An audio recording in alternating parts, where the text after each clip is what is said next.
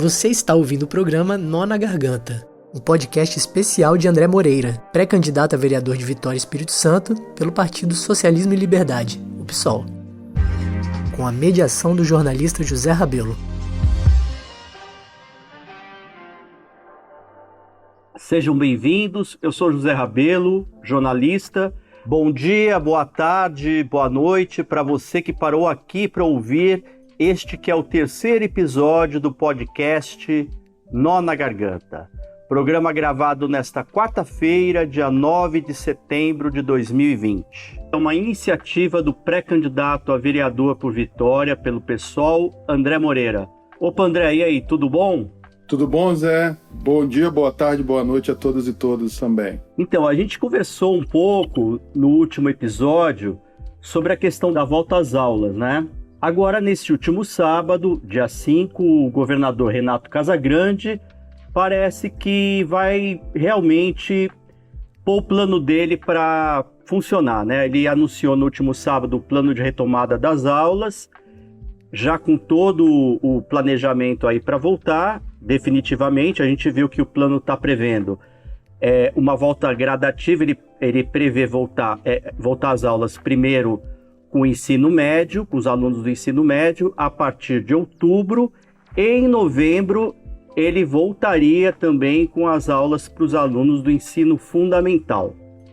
Com relação à educação infantil, por enquanto ficou como decisão dos municípios, cada município avaliar e decidir quando que vai determinar a volta às aulas para a educação infantil. André, a gente já falou um pouco aqui, apresentou dados, inclusive dados de pesquisadores, de cientistas que estão mostrando os riscos da volta às aulas, e eu queria que você comentasse essa decisão do governador de realmente acelerar o processo e... Poxa, Zé, essa é uma questão interessante, porque os especialistas estão dizendo o contrário. Todas as experiências internacionais em que houve abertura de aula, seja de aula de escola de nível superior, seja de aula de nível médio, seja de aula na educação infantil, resultaram num aumento de contaminação dentro dos grupos, né? E depois isso, obviamente, repercutindo em aumento de contaminação no geral, porque, por exemplo, no questão da educação infantil e médio, as crianças e jovens têm contato com pessoas idosas ou mais velhas que estão dentro dos chamados grupos de risco. E a gente tem que lembrar, Zé, que grupo de risco é um dado que a gente só pode considerar de classe média e de classe média alta para cima, porque para os mais pobres não há diferença de risco entre os mais novos e os mais velhos, como a gente já mostrou aqui em alguns elementos da cidade de Vitória. Então, vai haver aumento de contaminação, vai haver aumento da curva que está paralisada, com tendência de queda, mas paralisada num platô altíssimo em Vitória, né? Se a gente considerar Vitória e se a gente considerar o Espírito Santo.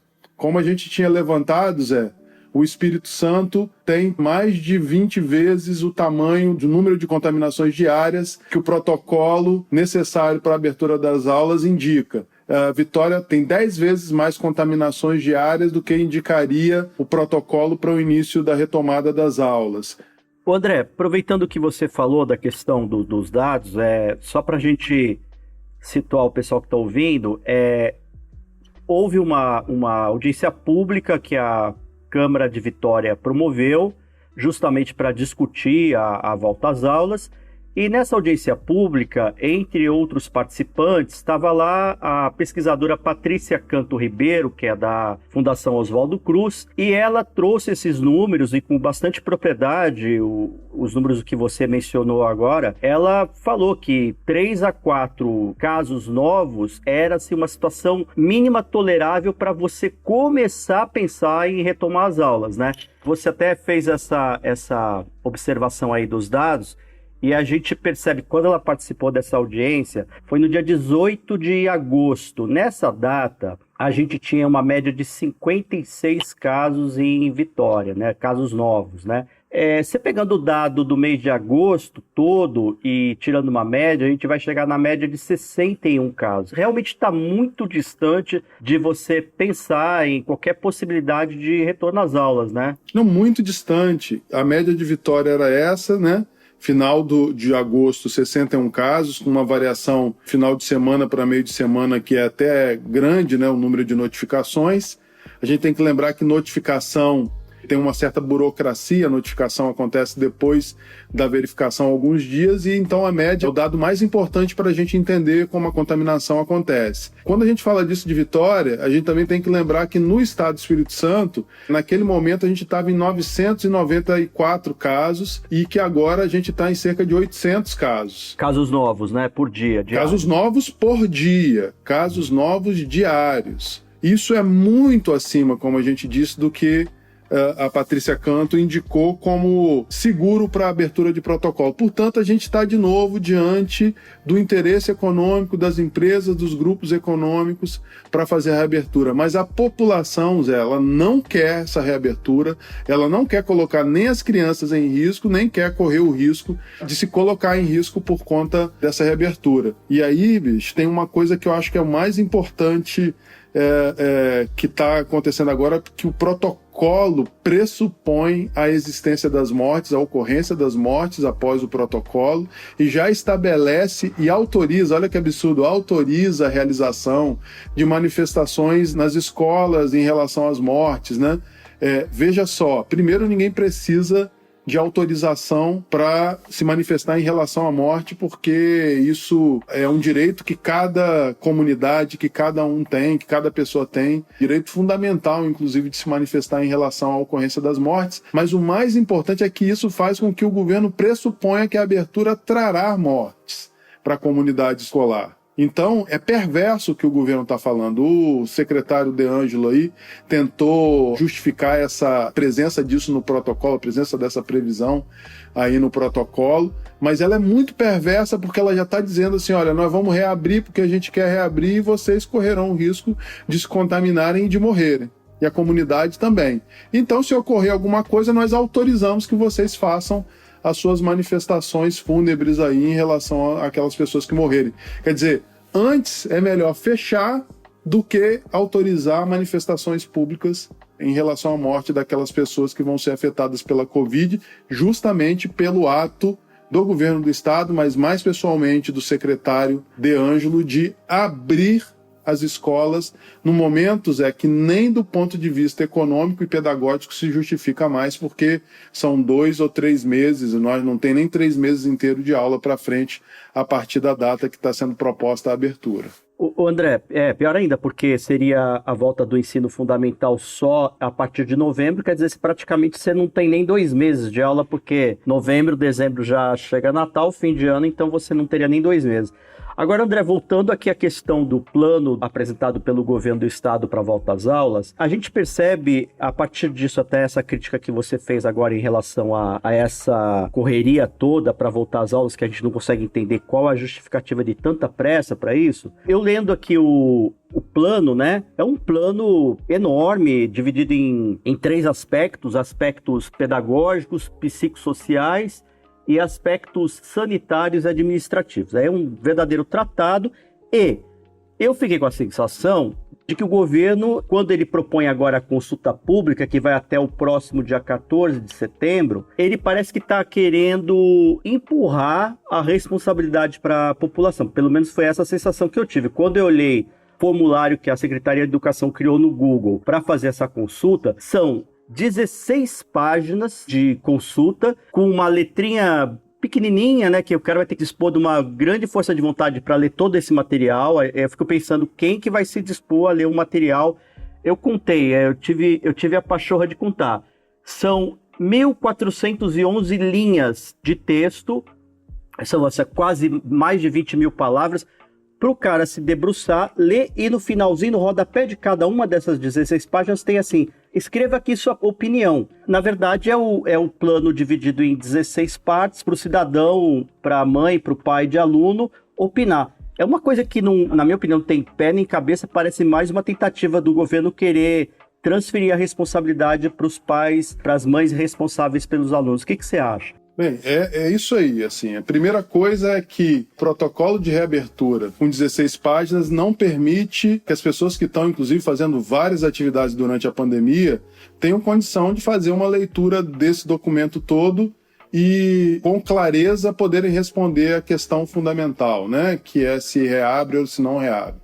O segundo é que eu tenho dúvida de qual é a justificativa sanitária que possa levar a reabrir se os órgãos com reconhecimento nacional e internacional, especificamente em saúde da população, em questão de infectologia e que estão tratando da pandemia, esses órgãos, dentre eles a Fiocruz, está dizendo não é o momento adequado para abrir porque a gente precisa rebaixar, reduzir ainda muito o nosso nível de contaminação diária. A segunda justificativa é qual é a justificativa pedagógica que pode sustentar a reabertura já no final do ano. Né? O que é que vai ser feito com isso? Que tipo de avaliação vão ter os alunos?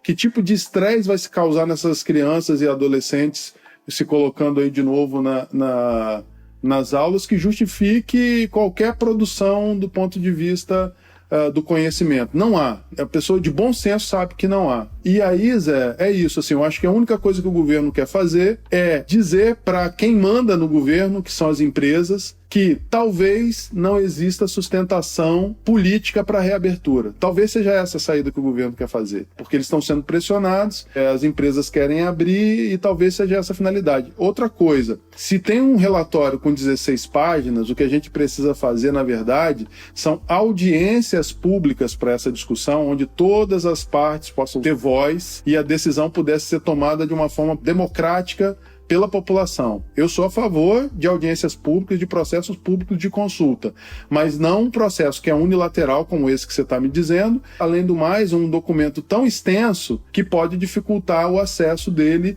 a alguma das partes que são interessadas. Esse documento ele tem que ser simplificado, sem perder conteúdo, mas simplificado, e a melhor forma disso acontecer é as pessoas se ouvindo os que defendem a abertura, os que não defendem a abertura, num grande processo coletivo de audiências públicas. Aí isso poderia funcionar de alguma forma, Zé. Eu acho também que é meramente protocolar e para efeito prático mesmo, para as pessoas entenderem o que está acontecendo e se manifestarem, realmente não vai ter nenhum resultado. Agora, André, voltando ainda à Câmara, a Câmara de Vitória fez audiência pública para debater essa questão. Só que a gente percebe também que, apesar disso, o vereador Marques da Mata, ele inclusive apresentou um PL, o PL 144/2020, no dia 29 de julho, ele já defendia esse projeto de lei, já defendia a volta às aulas da educação infantil, que todo mundo aponta como o segmento mais delicado, sensível a doenças, são crianças ainda muito pequenas que teriam dificuldade de assimilar essas medidas sanitárias e etc. E a gente, curiosamente, ainda falando aqui, no dia 29 de julho, a gente estava com os índices bem altos, as curvas estavam bem altas, só para a gente ter uma ideia, e voltando de novo na pesquisadora Patrícia Canto, a gente tinha naquele dia que o Marques da Mata apresentou o projeto na Câmara, registrados 131 casos novos em Vitória. Ou seja, aí são mais de 33 vezes o que a pesquisadora da Fiocruz considerou como tolerável, para você começar a pensar em retomar as aulas, né? Aí você percebe o movimento, e não por acaso, como você mesmo está prevendo, que é pressão dos setores empresariais, inclusive porque o projeto do Marques da Mata, ele prevê a abertura das escolas particulares. Então parece que realmente tem uma mistura aí, né, André, que deixa de lado a questão da ciência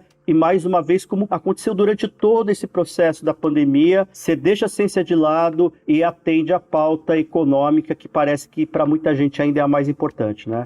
Não, é isso. E tem mais uma coisa interessante, né, Zé, nesse processo. Quem vai morrer não são os donos das empresas. São os trabalhadores que vão ter que pegar ônibus lotados, que vão se contaminar, né, dentro do transporte público, que vão se contaminar nas salas. E com esse detalhe que tem sido estudado aí, né, de novo a ciência nos apontando a necessidade de ainda cautela nesse momento de reabertura e deixar essa reabertura para o ano que vem, é que as crianças assintomáticas que são, porque passam pela Covid com muita tranquilidade ou com sintomas levíssimos, são um possível forte foco de contaminação das famílias. Famílias que aí vão ter pessoas efetivamente em situação de risco maior, inclusive idosos, né? As crianças no contato com os avós, geralmente é muito difícil que um avô negue um abraço a uma criança, e se a criança de um lado tem pouca capacidade de avaliar o risco na hora do contato com os colegas na escola, por outro lado tem essa situação de que os avós não terão condição de resistir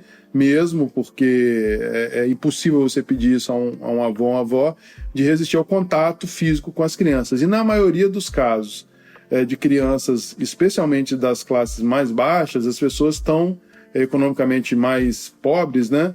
Elas têm um contato porque vivem já em situação de subhabitação, vivem coletivamente com avós no mesmo terreno, às vezes com casas construídas em cima, né, no segundo andar da casa dos avós, ou que habitam no mesmo terreno que os avós, sem nenhuma possibilidade de se fazer qualquer isolamento, qualquer distanciamento naqueles espaços. Isso, do ponto de vista das escolas privadas, já é um problema. Eu acho que as pessoas que estão em escola privada vão resistir a esse retorno às aulas, mas isso, do ponto de vista das escolas públicas, considerando que é um público que está muito mais submetido ao risco, como a gente já demonstrou, morre-se muito mais de Covid nos bairros mais pobres de Vitória do que nos bairros mais ricos de Vitória. E lá nos bairros mais pobres, né, a gente não tem essa divisão de idade, não faz muita diferença, porque nos bairros mais pobres morrem os mais jovens também. O que o governo municipal está propondo, o que o Max da Mata propôs, é ampliar o extermínio dos pobres na cidade, dar de ombros com a saúde da população mais pobre e dizer o seguinte: não importa se a Covid vai continuar matando, o que não pode acontecer é as escolas ficarem paradas. E para terminar esse ponto específico dessa pergunta, as escolas estão sempre falando na questão da demissão, né? Porque nós vamos ter que demitir. A falta de graça dessa fala é que as escolas demitem quando não tem Covid. As escolas não estão garantindo emprego para ninguém. Será que essas escolas que querem reabrir vão minimamente se comprometer a não demitir ninguém durante a pandemia? É disso que a gente está falando? Ou essas escolas vão seguir usando o direito de demitir os trabalhadores para manter o seu lucro mais alto e vão colocar dessas pessoas que estão em situação de risco porque voltam para o trabalho, depois, num determinado momento lá na frente, sem considerar esse risco que elas correram, vão mandá-las embora e as pessoas, além do risco da Covid, ficarão em risco econômico. Então as escolas sempre mandam embora, elas nunca tiveram compromisso de não mandar embora. Então agora usar a demissão do trabalhador para se proteger, para proteger o seu negócio, é uma disfarçatez, é um cinismo perverso enorme.